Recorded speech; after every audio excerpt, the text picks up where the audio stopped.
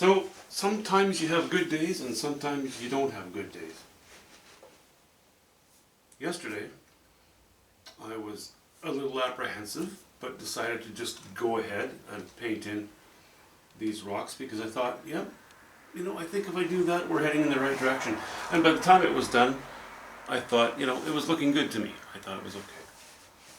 And then today, I popped in here, laid this in. I thought that was still okay. Because there is a considerable mass of rock here, what is that? 3/16 of the entire area of the painting is consumed with this immediate foreground. I thought I would need to make it quite interesting.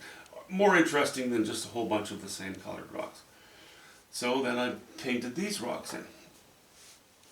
This band here, the most immediate and closest one. Once I'd done that, I was very happy with these rocks and very unhappy with these rocks. And I'm still quite unhappy with them. Initially I was a little too worried about dropping off too much, and bringing more water in and cutting the rocks down more. I might still do it, I might not do that. I haven't decided yet what I'm going to do about it. I may just end up changing the most dominant lines in this band of rock, I don't know yet, but one thing I do know is that today was kind of between today and yesterday was kind of a one step forward, two steps back kind of situation. So, hey, that's how it goes sometimes. Not a problem. This will be a nuisance though, because the paint that I laid in here, in the direction of the strokes, because I've done it with a knife, has a lot of ridges. So I'm going to have to, if I make any dramatic changes, I'm going to have to fight with those ridges and try to, eliminate their appearance, obviously. So there's that to fight with a little bit. Anyway, it's still heading in the right direction, sort of. I really like this. I think I'd like to, rather than bring this in tune with this, I'm going to bring this in tune with this. I've gone more grays here. I've used hints of burnt sienna in here, and I don't think I should have, because that marries this very close foreground to these rocks, and I don't think I should have. I should have been a little more courageous with that and just gone with these grays. Anyway, that's going to require a bit of thought and obviously a little bit of work. Hey, it happens sometimes. I'll drop this a little bit.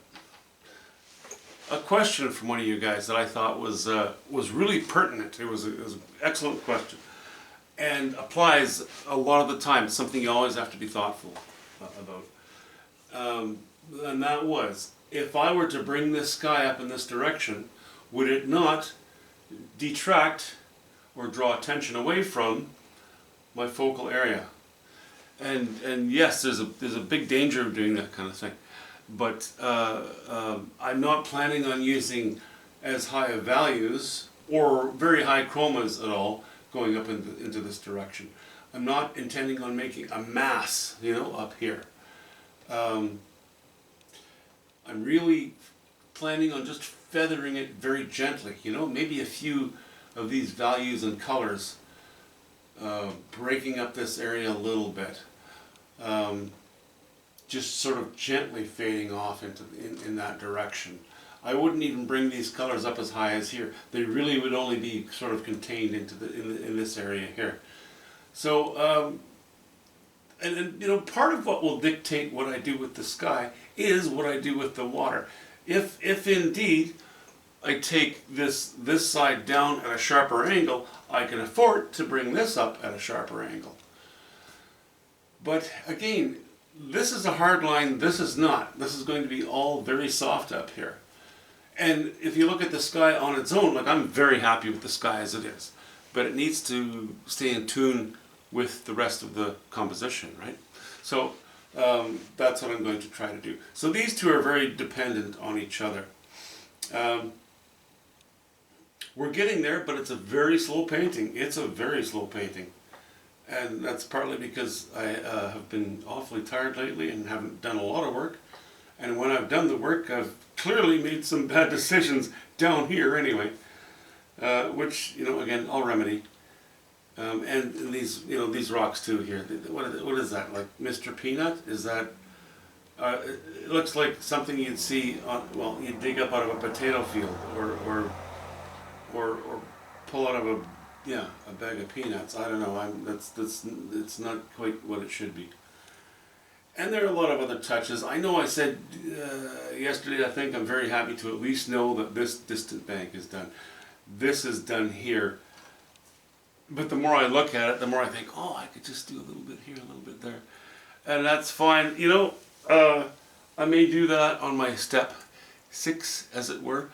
But the fact is that I really have to prioritize the biggest problems. And we take care of those things first and then deal with the other ones later. And right now the biggest problem is this royal screw up here of these rocks heading in this direction, bumping into the bottom ones, and heading in the other direction. I know it's not in the frame right now, but I think you know what I'm talking about. Whether I add more water to the bottom, keep it dark. I can do it. Maybe I'm worrying too much about things, but I don't think so. I think it's kind of important that I get this right, because in general, I think the painting has a lot of potential. A lot of potential. Let's hope. Cross those fingers. I can't even cross my fingers. A little bit like that. Okay. See you soon, guys.